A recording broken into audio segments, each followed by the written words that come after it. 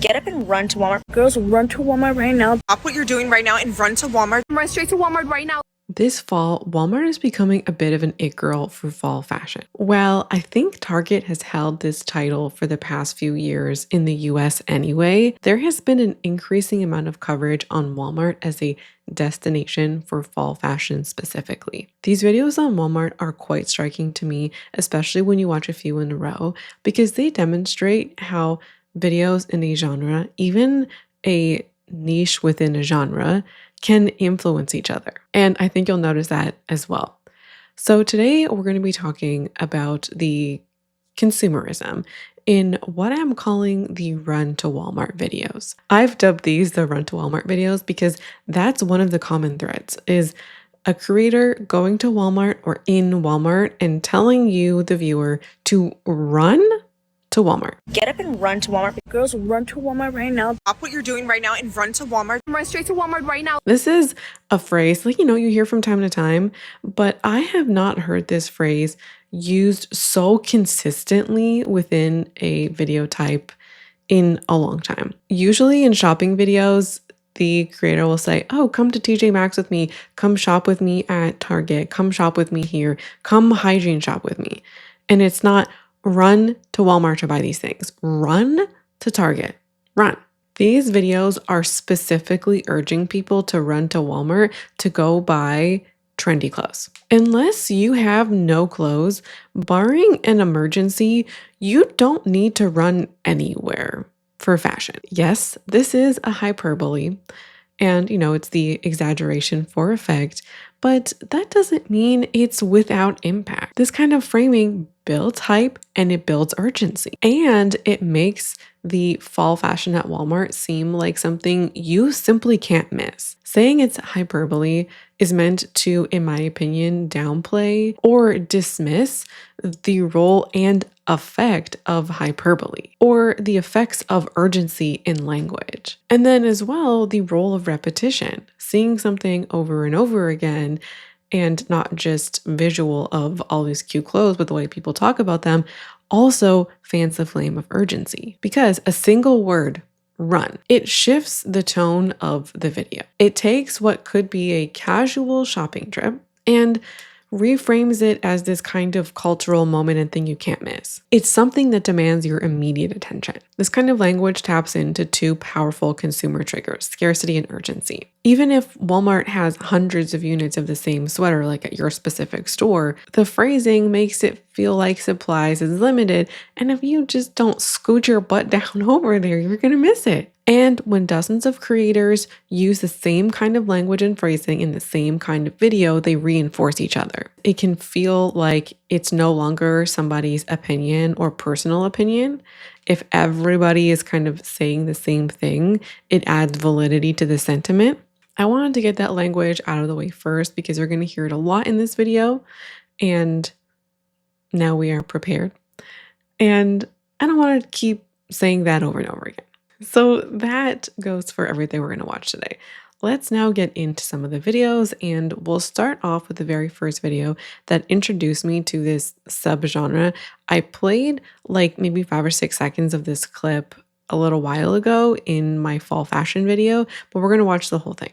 Run straight to Walmart right now. Let me show you all the cool stuff that I just found. Shut the freak up, guys. Look at how beautiful these shirts are. Oh my gosh, they're so freaking cute. These are only $12.98. These are literally giving off a siren. I love these so much. And they also have these long sleeve ones, perfect for fall. And they also have them in black and also these other black stripes. These bubble skirts are also so freaking cute. I love the plaid in this one. This is perfect for fall. The material of these little tees are so freaking nice, and these are only $6.98. These jogger pants are so freaking cute, and they are only $12.98. I love the maroon color, and they also have them in this super pretty blue color. Wait, these are also so perfect for fall, guys. I don't know if I will wear these, but I know somebody would rock them. They also have the Birkenstock dupes. I also really love this ones, but they don't have this in my size. And these fold over linen pants are only $5. Oh my gosh, look at these sets. These are also perfect for fall, and these are only $19.98. I also love the colorway of this one. And look at these boxer shorts, guys. They're so freaking cute, and these are only $7.98. I love the color, and they also have this other one. So everything in this video is described as cute. That's basically the only reason or rationale that's being used for any of the clothing items that she's showing. I think the most analysis, if you will, I don't think that word is quite appropriate, but the most explanation we get for why she likes something is the material is nice. Regardless of where you're doing your fall shopping, if you're doing it, liking your clothes, thinking that they're cute, we should like them, but that's the baseline. That is where we start our thinking and start our shopping, not where it ends. This is the entire problem of this video, and so many like it. They're not actually giving any reasons why they like an item or why it might be good for you. Because she's not really doing a shop with me. It's look at all of these great things at Target. Or at Walmart, sorry. She's recycling the most surface level descriptions of a garment. And then these are the descriptions, these are the things that can excite us. Oh, it's cute, it's cute, it's cute, it's cute. It's basically hype. And she's presenting ultimately the surface level descriptions as the logic. Cute and perfect for fall don't really tell you anything about the style, the size, the fit, who might wear it, what you might want to wear it for, what it might be good for, the kinds of outfits you could make out of it. Oh, she did say something office siren. So like you could wear it to the office, although I don't really know that duplicating the office siren trend is in your favor. Who knows? Does this fit your lifestyle? Does this actually fit your style? Do you have gaps in your wardrobe that this could fill? These kinds of videos are a problem, not because she likes the new clothes or because she likes any of this. The problem isn't the liking. It encourages shopping, but more than that, it encourages shopping without a criteria. It reinforces behavior that we see online. I don't want to quite use the word teach because it's very likely that this isn't the first kind of video using this kind of language out there. So I'm going to say reinforce. It reinforces specific ways of shopping that are already pretty prevalent online. If something feels cute, it's seasonal, you want it, that alone is enough to justify buying things. This is the kind of mindset or way of shopping that fuels both overconsumption, but the buy and declutter cycle. The more we buy out of emotion or excitement or hype, the less we're buying for longevity or the less critical thinking that's involved. And when you see, oh, cute, perfect for fall, this is the kind of thing that's a shorthand that bypasses critical thinking. She has another video. Let's watch that now. Best is the most perfect fall shoes popped up on my For You page, so I drove 1 hour to one of the biggest Walmarts that I know. So hopefully we can find it here, and also all of these viral items. Let's cross our fingers. Let's go. Shut the freak up, guys. Look at how beautiful these shirts are. Oh my gosh, they're so freaking cute. These are literally giving office siren. I love these so much, and they also have these long sleeve ones, perfect for fall. Okay, besties, and look at what else I found. The viral cheetah shorts. These are so freaking cute, and they also have the pants version.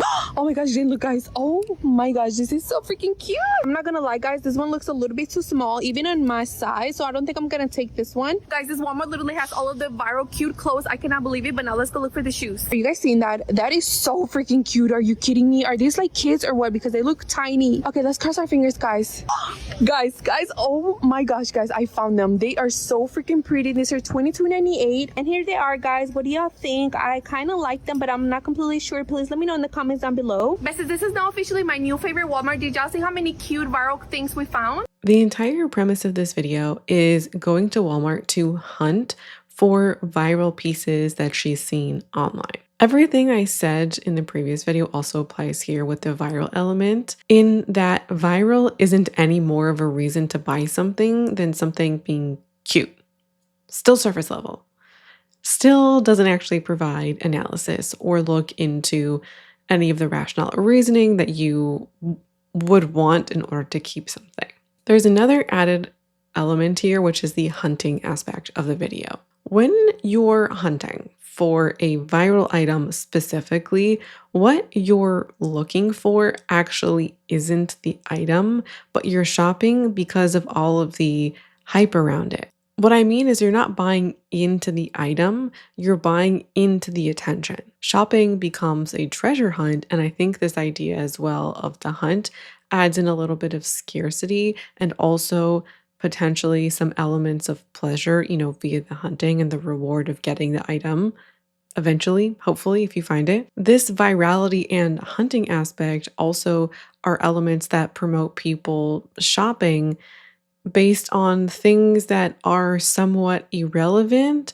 And what I mean by irrelevant are things that don't have anything to do with the piece and how you imagine it like working in your wardrobe or working in your life. The logic is still not, do I need this? Do I have a place for this? Do I like this? Does this fit my personal style? It's, did I find the thing that everybody else is talking about? And the irony is that once something is already viral, that's almost usually the peak of its popularity. And that means that it's basically on a downward trend. So if we're chasing virality, by the time you hear about it, by the time it's viral, it's already going down. So if you don't actually like the thing and you're not actually interested in owning a bubble skirt, as an example, then the lifespan might be shorter than you anticipate. The hunting for the viral items or kind of getting into the virality of things, it's a problem because you are outsourcing your personal style and taste to TikTok and to the algorithm and essentially what's the most popular instead of what do I like? I'm going to give you a bit of an example because not everything that's like viral or trendy can't be your personal style. The very sweater that I'm wearing in 2019 was arguably like one of the sweaters of the season. I saw it everywhere on YouTube. It's an Everlane sweater. All of the fashion girlies had the sweater. I did buy it. Maybe it was like 2018, 2019. I didn't buy it of that moment, but it was the virality of it that did impact my desire for the sweater. But the specific sweater fit style visions I had for myself, it happened to be an item that I was looking for. And then it was also viral. And so I own this 6 years later and plan to keep owning it for the foreseeable future. And it works. So it's not that an item being viral means you can't like it, but have you thought of any of the other things besides it being viral is kind of the point here. So I'm going to talk about a few reasons why hunting for viral items is a little bit more of a problem than it might seem at the surface. The first being that it externalizes your taste, which we kind of talked about, and virality becomes like a shortcut or a synonym for value. It fuels the chase and not the use. So like the fun and enjoyment and pleasure of it all is chasing the thing and finding the thing and not using the thing, right? Once you've captured your prize, the thrill fades, the excitement fades. By the time you've hunted it down, the algorithm is already moving on to the next thing. This tends to mean that clothing or accessories or anything that kind of gets hit by the trend slash virality name tag, they get discarded very quickly. And they get discarded fast because they were not chosen for durability or longevity, personal style reasons, all the things I've said probably a million times so far. They get selected because of its popularity and it being in the cultural moment. People want to know what the fuss is about, like what's going on. People buy it. And that itself is a habit or a pattern. So maybe in the case of like the Alani new Witch's Brew, you buy a 12-pack of Witch's Brew and it's like not really a problem. But in that case, it worked out for you. What about in all of the other cases when you want all of the things just because you saw them online and you were not in the practice of asking, do I think I would like it? Do I think this fills a need, a hole? You get it. The last part is arguable.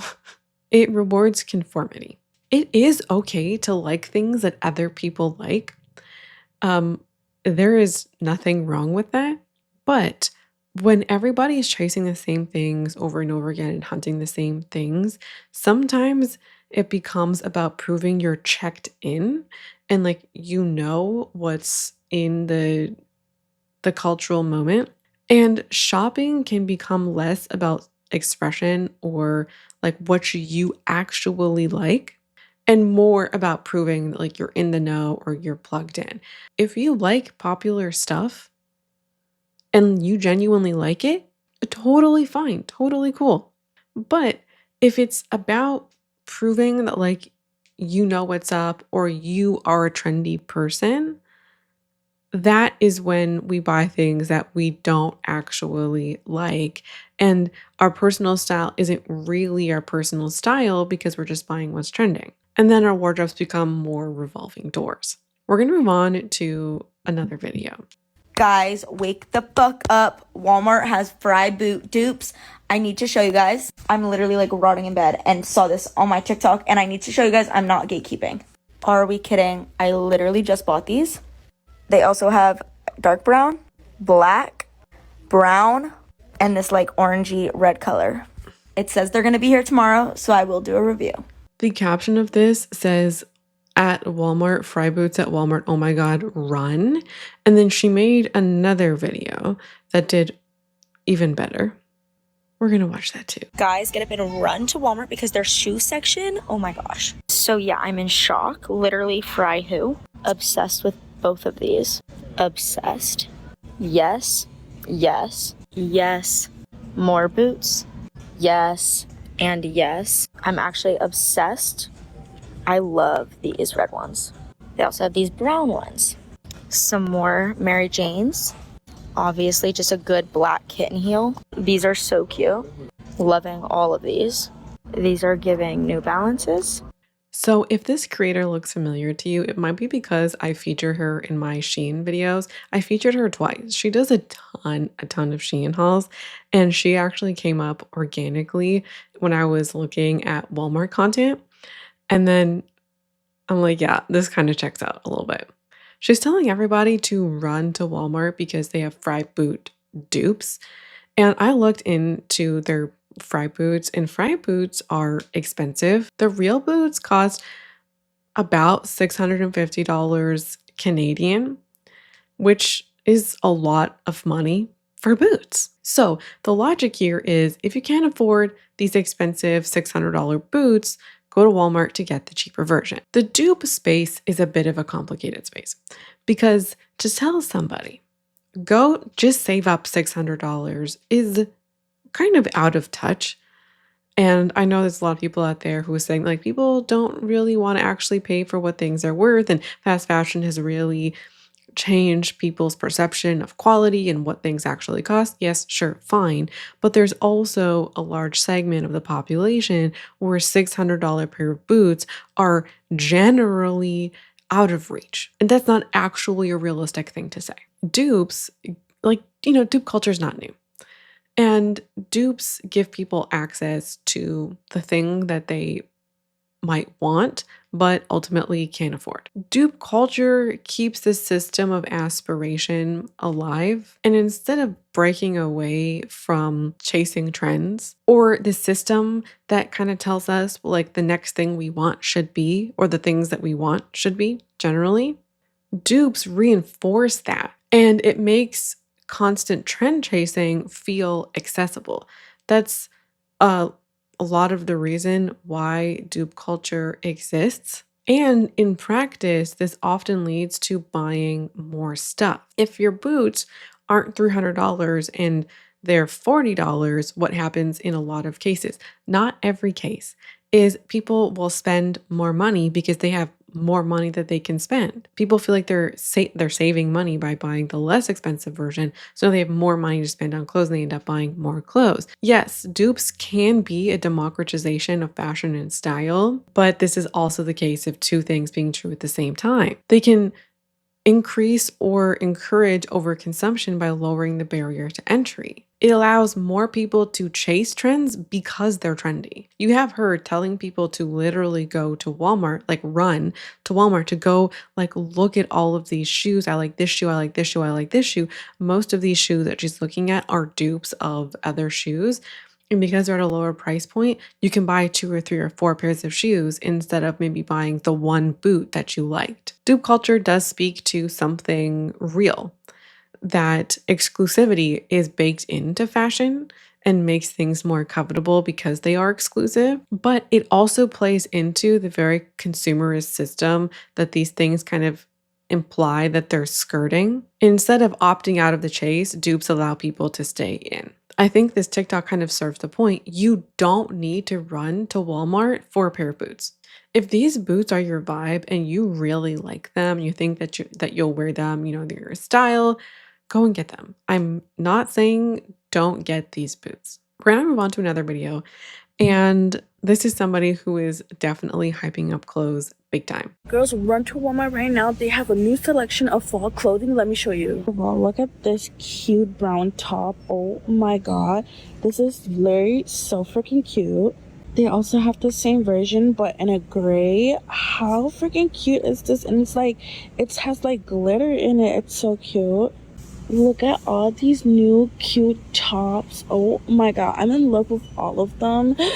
They're just adorable. These are definitely more for the summer, but look how cute this cheetah print top is, as well as this cute polka dot top. I am literally in love. They even have these cute new two-piece sets. I really love this one more. I love the blue.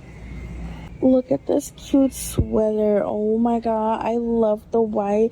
Oh, this is so pretty. And then they also have this really cute like reddish top, and it's like bedazzled. Oh my god, shut up, these tops are new. Oh my god, they're so freaking cute. They have one in brown, and then they have one in this beautiful like a reddish. These are adorable. I feel like I need one of these. What's the back like? Okay, flowy. Hello Walmart, how freaking cute is this? And they also have one in white and black. Oh my god, so adorable. They're also getting all these new sweaters in for the fall. Look at this cute gray one they have. They as well have this checkered blue one. They also have these new cute like cropped hoodies. I love the one with the cheetah print and the star. And then they have this cute teddy bear one as well. Super cute.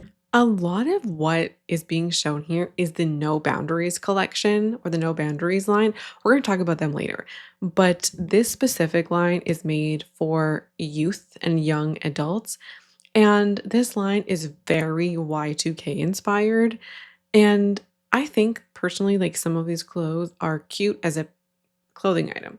Example, Argyle sweater. And when I see people talk about these and go, oh my God, it's so cute, so cute, so cute, I agree. Some of this stuff is cute. But when I look at that sweater, the Argyle sweater, probably one of the things that I could wear, like could see myself wearing, I would bring it home. I would probably wear it for a little while, and I bought it because it's cute. But then when I actually look at how it would function in my wardrobe, it's a little bit too preppy for me. Argyle is just a little too preppy of a print for me personally. So what would happen is it probably wouldn't last a year in my closet. So all of these videos are hyping up these clothes as cute and trendy, and then you go and you buy them because you think that they're cute and they're trendy. Liking something does not mean that we must buy it. Thinking something is cute doesn't mean that we must buy it or that it's going to serve our needs. These videos can distract us about how we actually feel about these items because they play on our emotions and encourage this feeling of excitement. And these fall videos might be extra strong if you're somebody who loves fall. Let's take the tube top with the scarf situation. You might think that it's cute on the hanger, but number one, are you somebody who likes tube tops? Do you like the way that they feel on you? I don't wear tube tops because I spend the whole time, doing this. And depending on where you live, are tube tops going to be appropriate going into fall? For me, no. But in my fall video that I posted earlier this week, I heard from a lot of you where your temperatures are still like in the 30-degree range. It's hot. So maybe the tube top is for you. Now, because these are Y2K styles and Y2K is a style that's readily available on secondhand marketplaces, I went to ThredUp to show you some things that I think are similar. The point is not to get you to buy the things on ThredUp. I went to ThredUp because it's a place that I could visually search and share it with you. So I'm going to show you a couple of examples to show you that you could find cute Y2K, even trendy things secondhand. Okay, so Here is an example of a similar top. Doesn't have a scarf, but you could probably get a scarf separately. There were also those tops, they're like V-neck tops, tank tops, and there's a black and a blue. I just went for the black. I found similar examples, not the same, similar. They give Y2K vibes to me. That white cable neck sweater is a classic. It is a timeless piece, okay? I found options in every size, from double extra small to 5X, which is ThredUp's largest size. Options, white cable neck sweaters.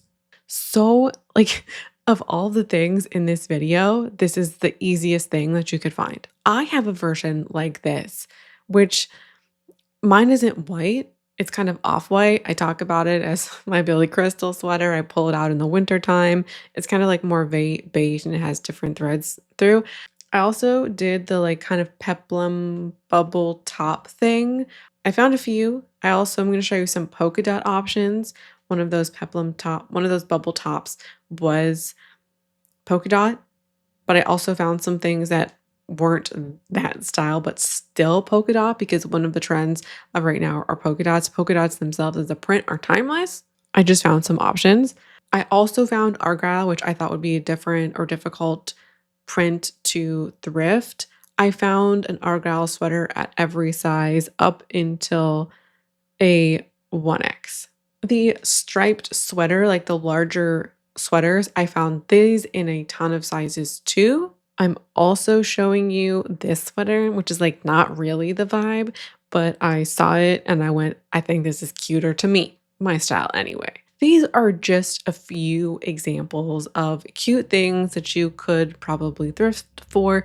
I also just spent a few minutes, because it is time consuming to go through all of these styles on ThredUp and search them, and also search in a myriad of sizes. So I feel like hopefully you get my point. It's also worth noting that the no boundaries line, which is the line that everybody is looking at, goes up to about a 2X or so. My local Walmart went up to a 2X. And if you go to the thrift store, you can find sizes larger than a 2X. And if you do an online store like ThredUp, they go up to 5X. We're going to watch one last video. Stop what you're doing right now and run to Walmart. They have the cutest fall outfits. Let's get into it. Are you girlies kidding me? Look at this ruffle skirt. Oh my gosh, this is so cute. Let's do a 360. I am obsessed. I also have a maroon one. Stop it. This is so cute. They're $11.98. Okay, girls, but look at these new baby doll tanks. Stop. I love this maroon one. I'm honestly gonna grab this one. This one's so cute. These are $9.98. Girls, and they also have this blue one. This one's super cute as well. But they kind of go with the skirts. They have the similar colors. Oh my god, girls, look at these tops. Look how freaking cute this top is. For $9.98, and it goes so well with this mid skirt. You girlies kidding me? Look at this cow skirt. No boundaries. You did it again. These are $11.98. Even got the camo jeans cargos. Are you kidding me? These are so cute and perfect for fall. These are $16.98. Even have the cute fall sweaters. Like, look at this sweater right here. They even have like the sweater tops. This is so cute. Even have the V-neck tops. Those are so cute and definitely giving fall. With this skirt would be adorable. All right, we're going to do more like de-influencing here. Yes, everything is cute. We've already talked about that ad nauseum. The skirts. Do you like a mini skirt? Do you like a ruffle skirt? Could you see yourself wearing this skirt 3 years down the line? Could you see yourself wearing that 100 times? Some people are going to be yes. Some people, it's no, because it's a little too trendy for them. Those tanks, the plaid tanks. Number one, are you going to be wearing this fall season, depending on your climate? You need to consider that first. Number two, what's your tank situation? Do you currently have tank tops? Do you currently have enough that are wearable and usable that you like? Is there a hole in your tank top wardrobe? Or do you just want this because it's cute and you want to buy something new? The striped top and jean skirt, irrelevant if you don't wear jean skirts or you don't like stripes, or irrelevant if you don't need more clothes. The cow skirt kind of gets me a little bit because cow print had its moment in 2020, but it's a slightly different cow print than what we're seeing. And so the life cycle of the cow print has it's made its way out and back in again in less than 5 years, because cow print didn't just, or this version of cow print didn't just come out of nowhere in like July 2025. So arguably like less than 5 years, but it's a slightly different version of the cow print than it was in 2020. So your 2020 cow print is somehow like out because there's a newer, updated version of the cow print. Jean skirt, also something you could easily thrift. If you do like these pieces and you think, you know what, my wardrobe would benefit from these additions, what's your budget? The last thing to talk about with these videos is that they reinforce the idea of shopping as entertainment, both going in store to shop to entertain yourself and when you're bored, something to do, a hobby even, and also watching them as entertainment. And what we watch, what we consume absolutely matters. Even myself, when I watch these videos and I watch a lot of haul videos, I want to shop. Sometimes maybe I don't want to shop at the specific store that I'm looking at in a video, but I might go and just feel that itch and go check out stores that I do want to shop at. Shopping as entertainment is not a harmless content type. There can be ramifications for your wallet, your finances, because of how we can be impacted, but also not just that, your stuff life and your home life. Let's now end talking a little bit about Walmart. And a lot of people seem to be a bit surprised or shocked that Walmart has such cute clothes. And it kind of felt like to me these videos came out of nowhere, because I did see some last year, and last year kind of seemed to be the first big year that people were doing these hauls or these shopping at Walmart for fall clothes specifically, but also for other clothes. And Walmart hauls aren't new, and people shop at Walmart all the time, and people have been doing, let's say, hygiene hauls, popular place to do it. But there was a notable uptick last year in this shopping. And one of the reasons for that is because No Boundaries, this line that people have been primarily shopping at, it was revamped last year. And this is part of Walmart's strategy to appeal more to middle class consumers. According to NBC, this rebrand is about getting customers to think of Walmart as a place to buy cool clothing with groceries. Target is Walmart's biggest competitor in the US, and out of the two, Target has kind of seemed to be the place for the clothes and the shoes and the accessories, and people haven't been shopping at Walmart to the same degree for these specific items. And so No Boundaries was a way to refresh that and revamp that. And this line specifically was meant to appeal to Gen Z. Also seems to be working, although it seems that some millennials are interested in it. I don't think there's anything wrong with that, but I think the idea of this appealing more to Gen Z would be trendier pieces. And I think Gen Z tends to be more interested, at least right now, in the Y2K style than millennials. I think part of the things at play is Walmart is trying to adjust a bit of their reputation. And as I was mentioning, who shops at Walmart? Walmart has had a bit of a stigma, and this is part of their attempt, as I was mentioning, to re-engineer their people's perceptions of Walmart. They're not just selling clothes, but they're selling this idea of Walmart as a trendy place, of Walmart as an aspirational place to shop, or that shopping at Walmart can be aspirational. These TikToks, again, prove that, I think, or maybe encourage that mindset a little bit. And so Walmart selling clothes is not new, but what is new is their renewed focus on trends. And Walmart is an affordable place to shop. And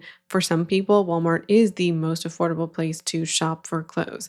But what I think is happening here, yes, trendy clothes are more accessible because of their lower price point, which gives people who primarily or exclusively shop at Walmart for clothes more access to trends. But some of the things that we see with Shein, I think, are going to happen here, where we see more of these middle and upper class consumers, people who tend to do larger clothing hauls, or it allows more people with more money to buy more clothes.